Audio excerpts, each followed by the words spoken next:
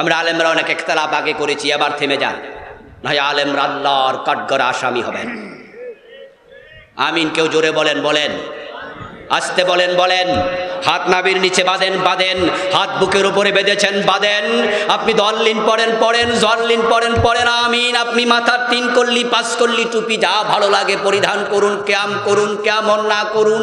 ঈদে মিলাদুন্নবী পালন করছেন, সিরাতুন্নবী পালন করছেন, এগুলো ছোটখাটো বিষয়। ইখতিলাফ আছে, ইখতিলাফ থাকবে। মায়ের পেটের 2 সন্তানও একমত হয় না। সাহাবীদের মাঝেও ছোটখাটো ইখতিলাফ ছিল, কিন্তু আল্লাহর কোরআনের রাসূলের হাদিসকে সংশোধন নিতে হবে। এই নিয়ে ইখতিলাফ করা যাবে না। আমরা এই বিষয়ে একমত হওয়া দরকার আছে না নাই?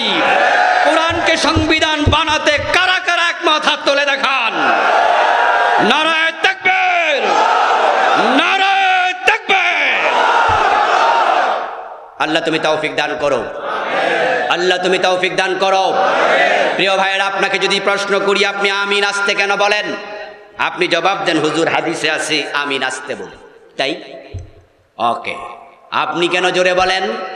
উনিও বলে হুজুর হাদিসে আছে তাই জোরে বলে। ইখতিলাফ করলো 2 জন, কিন্তু দলিল দিল কি দিয়ে? তাহলে এই বিষয়ে কোনো ইখতিলাফ? আপনি হাত বুকের উপরে কেন বাঁধেন? বলে হাদিসে আছে। ওকে। আপনি নাভির নিচে কেন বাঁধেন? জবাব কি? হাদিসে আছে। ইখতিলাফ করলো আবার 2 জন, কিন্তু দলিল কোথায় খুঁজলো? তাহলে এবার আপনারাই বলুন তো, কোরআন হাদিস নিয়ে কোনো ইখতিলাফ আছে? তাহলে আমি যে আজকে ওয়া শুরু থেকে পর্যন্ত করলাম এই কোরআনের কথাই তো বললাম নাকি? এটা নিয়ে আমরা ইখতিলাফ আর করতে চাই না। এবারও যদি কোরআন ক্ষমতায় যেতে না পারে, আলেম ওলামা আল্লাহর আদালতে জবাব তোমাদেরকে দিতে হবে।